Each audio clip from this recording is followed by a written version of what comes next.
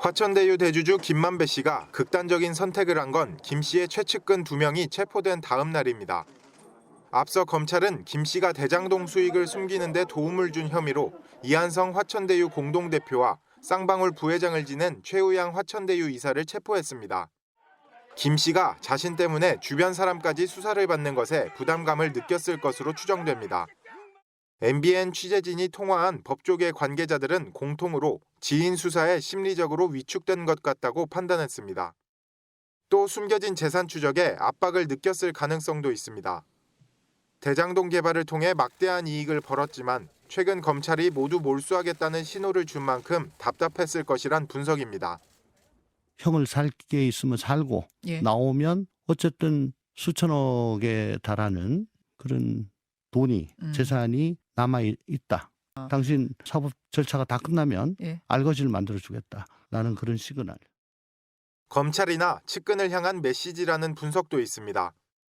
검찰이 이재명 대표를 수사하려면 김 씨의 진술이 절대적으로 필요한데 자신은 언제든 죽을 수 있다며 수사팀을 압박하기 위한 선택이었다는 겁니다. 반대로 체포된 측근들에게 절대 입을 열지 말라는 신호였을 가능성도 있습니다. 특히 이 가운데 최우향 씨라고 하는 사람, 이름은 굉장히 생소합니다만은 우리가 기억하는 이미지가 있죠. 헬멧을 쓰고 나온 분 아닙니까? 맞습니다. 예. 김만배 씨가 그 출소할 때. 예. 그래서 지금 방금 화면에 나오죠. 갑자기 오토바이 타고 헬멧을 쓰고 나타나서 김만배 씨를 차량으로 안내하는 그 역할을 맡았던 분입니다. 저 사람이 바로 최우향 씨입니다. 최우향 씨는 누군가요? 뭐 측근으로 알려져 있고 예. 오랜 세월 동안 그 김만배 씨가 기자 생활을 할 때도 조금 친분이 있었고 그리고 뭐 성균관 김만배 씨가 뭐 성균관 쪽에도 좀 관여를 했는 것 같은데 성균관 쪽에도 좀 있었는 것 같고 최우양 씨가 또 뭐 다른 것도 좀 김만배 씨하고 좀 친분이 있어서 했다는데 또 천화동인에도 연계가 돼 있고 그래서 아주 밀접한 관계를 오랫동안 김만배 씨와 맺어온 상황에서 검찰이 체포를 했죠, 이분을. 김만배 씨 돈 260억 원 정도를 은닉하는데 가담하였다. 이 혐의로 뭐 체포를 하였는데 결국에는 이 김만배 씨가 오늘 자해를 한 이유는 자신과 동조하여서 자신을 조력해왔던 두 사람이 검찰에 체포되고 구속영장이 청구될 위기에 놓이자 이러한 여러 가지 상황이 매우 급박하고 자신에게 더욱 더 불리하게 돌아가면서 결국에는 내가 천화동인 화천대유 이거 하면서 여러 가지 벌어놓은 돈을 전부 다 추징당하고 압수당하는 것 아닌가 이러한 좀 압박감을 느낀 상황에서 조금 그 극단적인 상황까지 자신을 몰아간 것이 아닌가 싶은데 그러나 저분이 극단적인 선택을 했다고는 하지만 부상의 정도가 그리 심하지는 않다는 지금 소식이 알려진 것을 보면 실제로 극단적인 선택을 하였는지 아니면 검찰의 압박 수사를 조금 면탈하기 위해서 그 부분을 좀 그 피하기 위해서 조금 그 어떤 행동을 한 것이 아니라 실제로 하는 것처럼 하고도 그것은 실제로 그 자해가 아닌 것은 아닌지 저번에 부상 정도를 일단 추정한다면 그렇게 추정할 수 있는데 어쨌든 김만배 씨는 앞으로 재판 과정에서 약간의 시간을 벌고 그리고 자기에게 다가오는 굉장한 검찰의 압박 그리고 자신의 측근들에게 닥쳐오고 있는 수사의 칼날을 잠시 좀 피하고자 하는 지금 노력을 하고 있는 것이 아닌가 저는 이렇게 추정을 해봅니다. 지금 여러 언론 보도라든지 여러 검찰 안팎에서 확인된 내용을 근거로 보면 이 최우향 씨라고 하는 사람은 헬멧맨이라고 불리는 이 최우향 씨는 김만배 씨의 20년 지기 후배입니다. 그러나 단순한 후배는 아니고요. 지금 화천대유 이사로 등록이 돼 있습니다. 그리고 쌍방울 그룹의 부회장도 지냈습니다. 그리고 또 일각에서는 이 최 씨가 목포 지역 폭력 조직에 몸담았다라는 얘기까지 좀 하고 있습니다. 지난해 검찰 조사에서 김만배 씨는 그런 얘기를 했다고 합니다.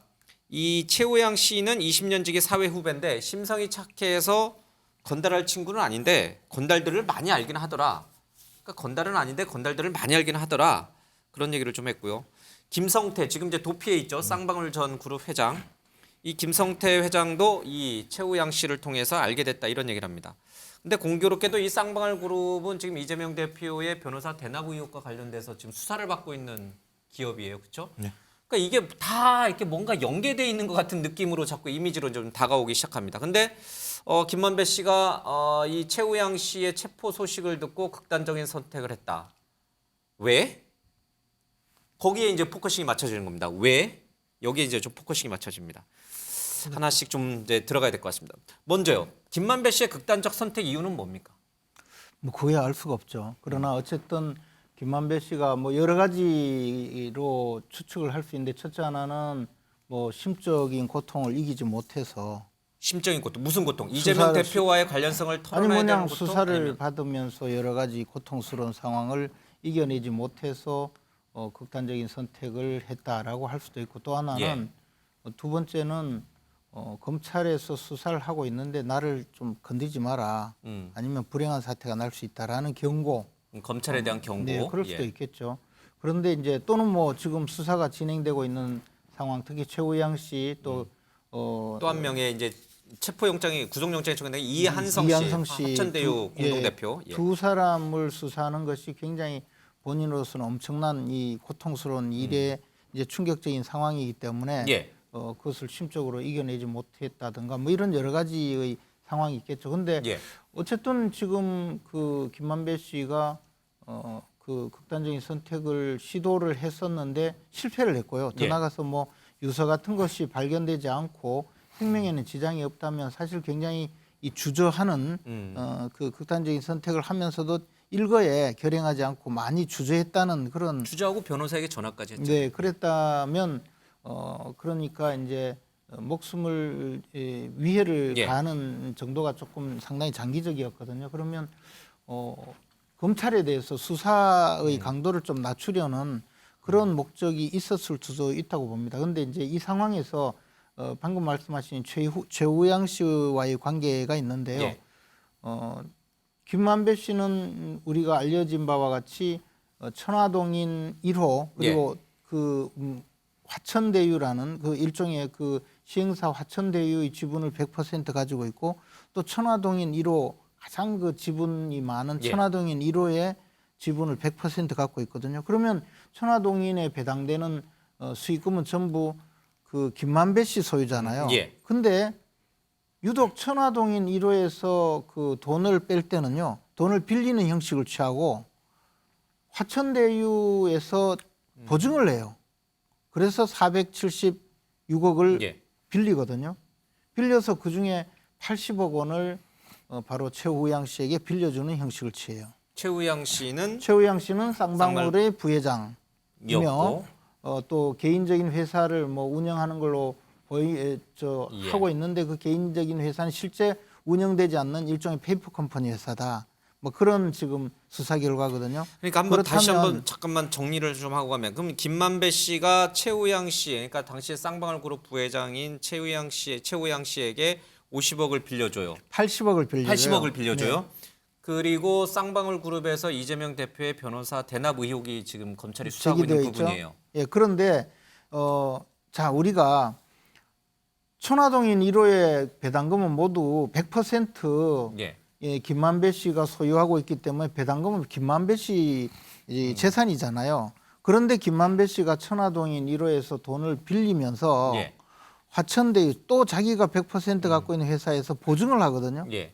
이건 뭐냐면 실질적으로는 천화동인 1호의 돈은 함부로 쓸 수 없다는 반증이기도 해요. 그분 것이다. 화천대유의 돈은 마음대로 쓰고 있는데 더군다나 천화동인에서 수백억의 배당이 예. 있었는데 실제 모두 다 이렇게 배당만 하고 그 천화동인 1호의 재산 중에서 실제 경상비에 사용한 것은 5천만 원 정도밖에 안 돼요. 예. 그래서 이것은 실질적으로는 김만배 씨가 자신의 돈이 아니라 관리하고 있다라는 그런 추측을 주인은 따로 가능하게 있다. 하는 거죠. 그리고 그 돈의 예. 중에서 80억 원을 빼서 최우양 씨에게 빌려주는 형식을 취했고 그 돈에 대해서 지금 이제 검찰이 수사를 하고 그 있거든요. 돈이 소위 말하는 이재명 대표의 변호사 대납 의혹으로 흘러갔는지를 지금 검찰이 보고 있다. 그렇기 때문에 오히려 이 부분에 대해서 이제 김만배 씨가 어떤 예. 태도를 취하는지 그 동안의 여러 예. 가지 수사와는 사뭇 다른 표현을 예. 뭐 구속되어서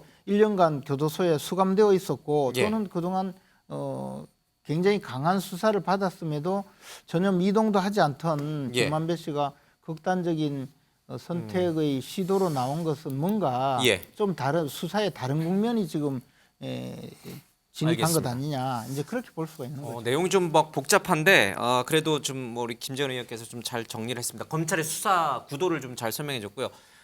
이 지금 체포 구속영장이 신청이 된 최우양 씨와 함께 또 한 명의 인물은 이한성이라는 사람입니다. 이 사람은 화천대유 공동 대표인데 이 이한성 씨는 누구냐?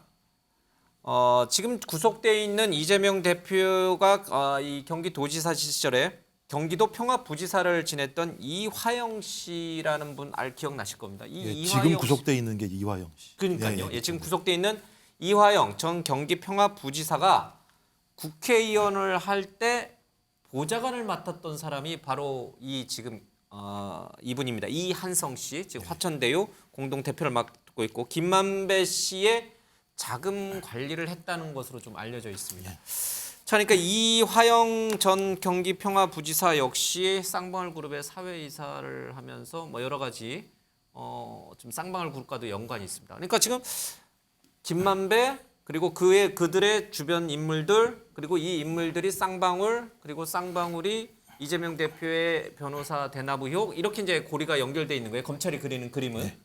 이게 이제 사실인지 아닌지는 검찰이 계속 수사하고 있습니다. 김만배 씨의 이 극단적 선택은 이 두 사람이 관리하고 있는 자기 자금을 모두 탈탈 털릴까 봐 두려움도 있었을 것이고 김 의원님 말씀하신 것처럼 검찰에 대한 압박, 협박 이런 걸로도 작용할 수 있고 또 하나는 지금 검찰이 그리고 있는 쌍방울을 거쳐서 이재명 대표의 변호사 대납까지 가는 그 그림이 진중권 전 교수의 말에 따르면 꼬리가 밟혔다 이런 이제 표현을 썼어요. 이재명 대표가. 네.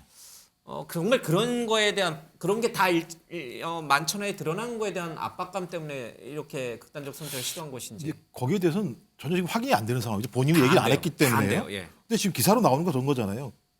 검찰이 김만배 씨에게 검찰 자꾸 뭘 만들어내라고 압박한다. 예.